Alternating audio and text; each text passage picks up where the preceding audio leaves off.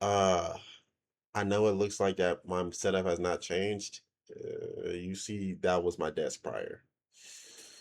Yeah, I got last change. I'm not changing it no more. I promise. Biggie, sir.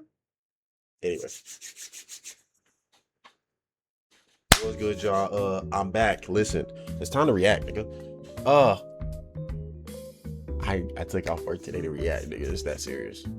Cause guess what? For the next week, I'm off too. You know what I'm saying? So I'm gonna really be locked in. Ain't no switching up. You know what I'm saying? I'm gonna get to the point where I overstock on videos just so I can post them when it start getting back to normal, and then I can start reacting normally, and then going to the gym normally, and then you get it what I'm saying. Anyway though, the creepiest anime you'll ever see by Waves. We fuck with Waves around here. Me and you really fuck with Waves around here. So I'm gonna need you to clap your hands. We fuck with Waves. All right. Okay, Leo. Whole entire existence on this planet, from my ugly ass birth all the way to my crippling, depressive adult life, I'd say I've watched a pretty decent chunk of anime so far. So much anime to where I would consider myself a connoisseur, you feel me? I am. I mean, I couldn't recommend you shit. I've dabbled in a lot of varieties the majority of us are familiar with, like shonen anime, slice of life, romance, psychological, a little bit of mecha, and the phenomenal Go back. Anime, slice of life, romance, psychological, a little. The greatest show of all time. Can I say that? The greatest show of all time.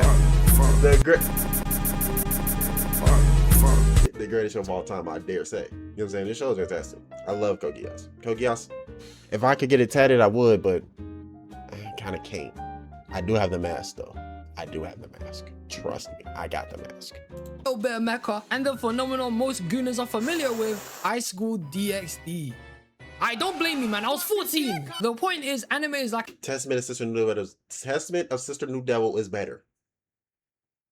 I will not elaborate. A second love to me. Even though nowadays I don't watch as much of it as I used to, it still made up a core part of my life growing up and diversified my interests. Like, if I'm being for real here, it's kind of made me who I am, man. And with the multitude of animes I've seen, there was one that truly made me want to wash my eyes out. One that made me feel the worst I've ever felt in my whole life. One that would actually genuinely get you questioning your whole existence for how weird it is, because it's scary. And for today's video, ladies and gentlemen, I just wanted to speak about this show because honestly, it might be worse than horror movies. I'm not gonna lie to you, it's sick. So without any more time wasted, I'm referring to none other than Higurashi. I'm scared. Let's just cut the shit. If you know somebody who's I've seen clips of this specific show. I do not know what's happening in this show for real. But I do know niggas be dying. Watched this anime before and they weren't the slightest bit hesitant on telling you there's some wickedry going on in here, congratulations. You might just be friends with Dexter. Because them not telling you is a lunacy. That's how sick some of the things in this show are. There are no words to describe how twisted this supposedly cute, appealing looking anime is. Don't let it fool you. It's full of horrors. To those of you who have already watched this, I'm just gonna assume you're already a serial killer in motion. And to those of you who haven't, let me give you the rundown. Of course, I will be spoiling. And quick disclaimer, if you're eating something right now, I hope you got a good stomach, man, because this is about to get loose. Higurashi is an anime which follows the story of a boy named Keiichi Maibara, a kid who's just moved to the small town of Hinamizawa. And this shit is mad small. I'm talking about they only got one goddamn school in the whole village. And in the school, the class is full of different ages and different years of people. I'm not going to school I'm not in 9th grade going to school with a fucking 3rd grader. I'm not doing that. I refuse to do that. I would much, yo bro, move me out. Move me out. Ain't nobody live here, man. It's small as shit. And while we are introduced to our MC Keiichi, we also got a bunch of other characters which make up his friend group, like Rena, Mion, Satoko, and Rika. And they all make up a club in where they play a bunch of card games and just hang out with each other. You know, the usual stuff. And at first, you wouldn't think this anime is just weird as shit. It poses as more of a calm and peaceful show in the first episode, rather than what I'm tending to make. Y'all hear the sonic music in the background now? I'm just saying. Calm shit. It can sound like. I'm lying on my ass crack, by the way, because in the literal first scene of the anime, you get Keiichi absolutely slamming out his friends. It's a madness. But you know, we're gonna get to the reasoning behind that later on. And okay, so this anime can't be that bad because they show you what happens at the very start. Yo, the first scene is him slamming on his friend. That should be obvious. That you should already know how bad Of this course, get. it gets worse. Eventually, Keiichi stumbles across a newspaper which mentions something about a murder. A report of a dam worker who got lynched and dismembered into separate pieces. Murked, fam. And it also said that the murderer is still on the loose. Now, at the time and when he wanted to speak about the accident before finding the newspaper, he asked both Renner and Mion about it earlier. But they both just gave him the cold shoulder and deadpan responses. And that was sus as hell. Why didn't they want to talk about it? That's weird. But also very important for later. In the second episode, you find out the town hosts a yearly festival called the Cotton Drifting Festival, in where they just make cotton balls and let them flow down a river. But you also find out I'm gonna let that slide. From a man called Tomitake that the village in itself is cursed. Oyashiro's curse is the name of a phenomenon that goes on in where every year so far somebody dies on the day of the festival. They didn't make it out alive, man. And the weird thing about the curse is that I feel like it's so normalized in this village. Since I'd assumed the vast majority would know about it already, they probably just look at the murders like, you see that body? Yeah. My brother, call it in! They probably just look at murders with no care in the world because they know it's finna happen anyway. What kind of chicanery is that? It's sick! And I'm not even kidding here. As soon as Tomitake tells this man Keiichi about the curse and the weirdness of what goes on around here, the next time we hear about this guy is when he's dead. He died by scratching his own neck so hard, he packed himself off. The evil spirits got to him, he got finished. The detective that is... Nah. Nigga got snuck up on. They said, hey, you telling secrets, nigga? Oh my God. Explained that to Keiichi. Also told him that prior to his murking, he might have got jumped. And also asked him to keep this entire conversation a secret from his friends.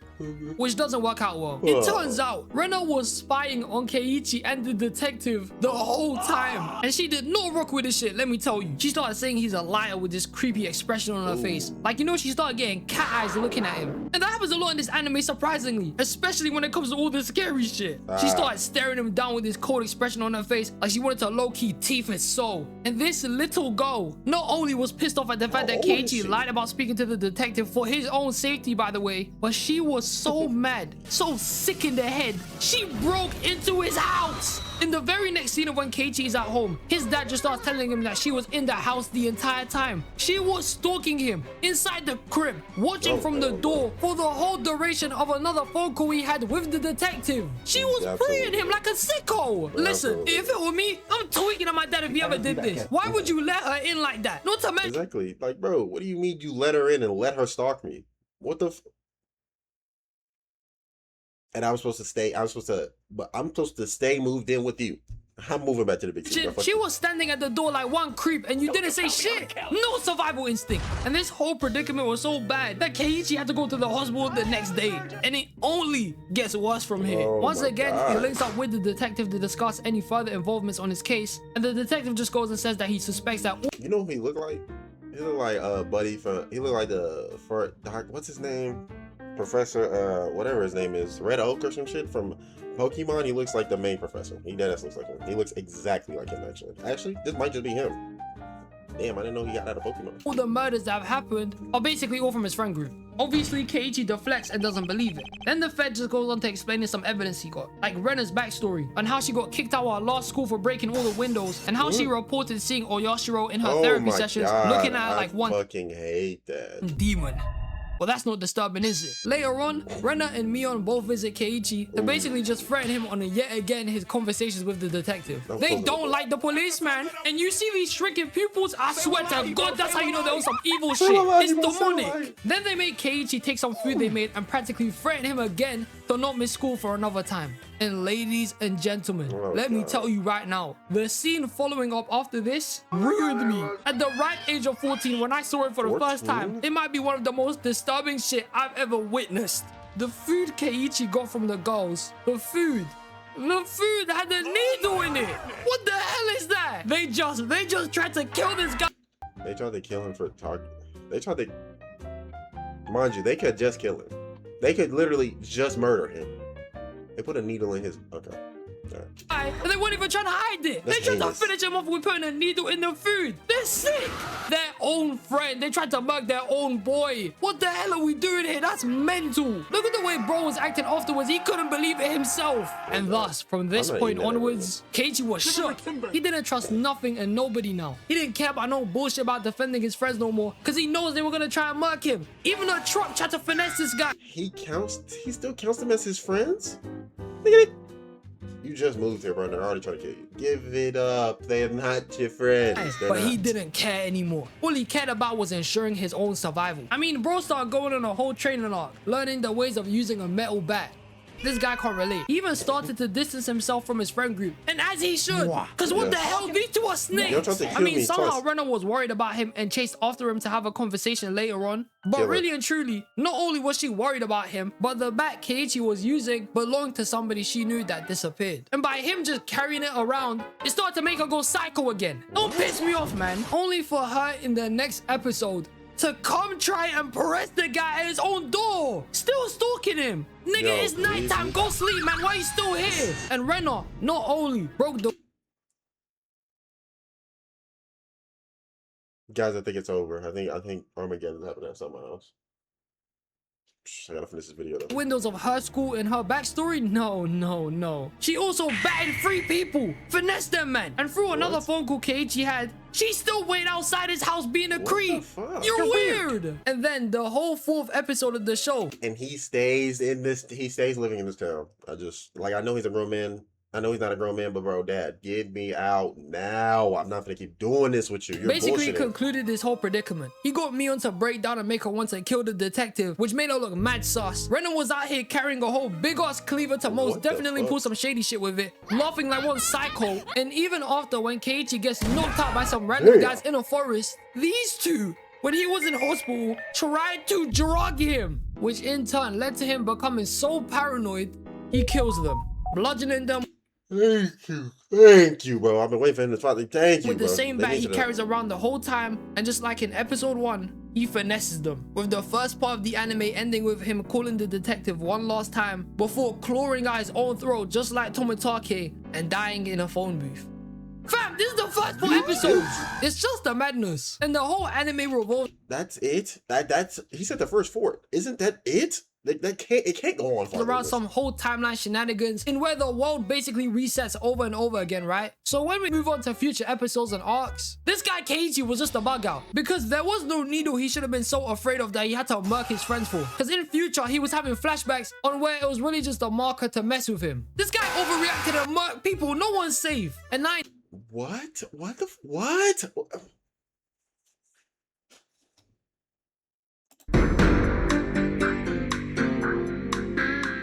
Keiichi might just be insane. I think we just need to accept that he just might be insane. He might just not be a normal nigga. That's fine, but... No, I know the first part might not sound as scary to you as it would be to people who have already seen the anime, and I agree, there's probably way worse out there. But that's why I'm here to just run through more heinous shit that goes on in here, because it's mental. People literally get tortured. Mion has a twin called Shion, and she was out here messing people over. She was about to hammer nails into every one of Keiichi's fingers and even stabbed the guy. She also dashed her twin Mion in a ditch to her demise like one sicko. I was game over and people relentlessly. She even caused Rika to delete herself. Guys get their heads split open often like this is invincible. People getting stabbed continuously, bludgeoned to death all the time. And in the flipping remakes, I'm seeing Satoko use a fork to finish off Rika. What are we doing here? Imagine being a kid and assuming that this... What is... Yo, First of all, what am I looking at? Second of all, what even is this? What is the plot, right? Like, we talk about... Hold on, I gotta go full screen for this shit. So we talk about stuff like Bleach, Naruto, Dragon Ball Z, One Piece. They have a plot that they follow and it goes around. Even the smaller ones, JJK, well, you know what I mean. JJK, even fucking Solo Leveling has a plot that it follows. Got some wild shit going on, mostly ore farming, but it's still a plot. I would bring up Slice of Life, but like did Shinjo? Love that show, by the way. But that really doesn't have a plot. It's literally just characters going through day-to-day life. Slice of life shit. What is the plot of this shit? Because this can't be normal slice of life. Or like slice of life with some weird elements in it, but overall it's normal. Niggas is dying. So now you have to have a plot on why niggas are dying. You can't just be like, oh yeah, they just died just because. For the plot and shit. Oh yeah, by the way, they do not get added back. Like, I need an explanation on why niggas are dying. I need it. And you're not giving it to me, so now I'm getting pissed. But you know what?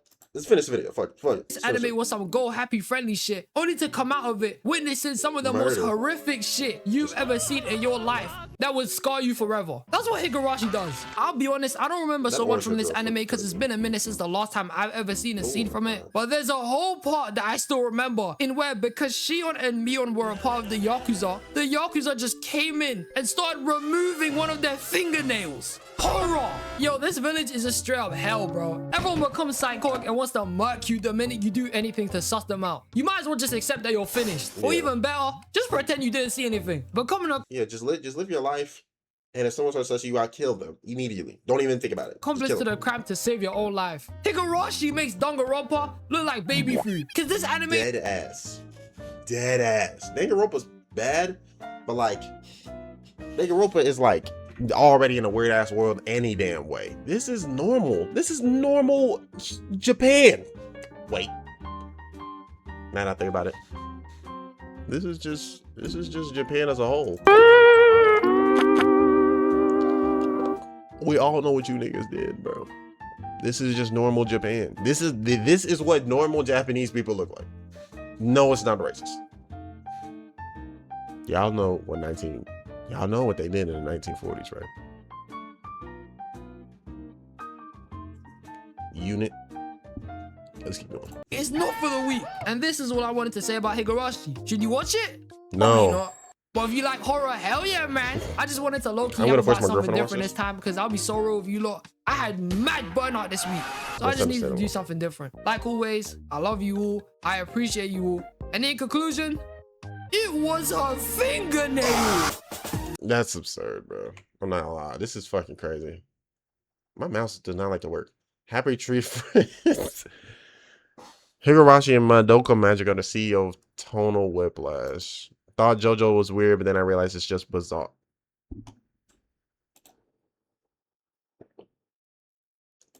It just pissed me off. I'm gonna force my girlfriend to watch that though, by the way. That's another video down pat, you know what I'm saying? As you can possibly see, new setup. The setup's probably, the focus stop. This is probably gonna stay relatively the same, and because it's probably gonna stay relatively the same, that's when I'm officially gonna actually start posting a lot more. Games are still on the way, can't really say, oh yeah, I'm gonna start playing games. I need people, first of all, to even be watching the channel for me to be playing games. 1, 2, I need people to really want to see the games for me to actually play them. So, until that happens, can't really just be playing games and shit. You know how that go. Amen. I'm gonna see you on the shares. You on my page. By the way, I know you can't see the mic. The mic's literally right here. It's close to me. It's close to my mouth now. It's just if y'all saw it, actually I can just show you. It's stretching across my desk. Yeah, I have pants on. The fuck? Who the fuck records out in boxers? Anyway though. I like staring at y'all, right? Hold on, let me just.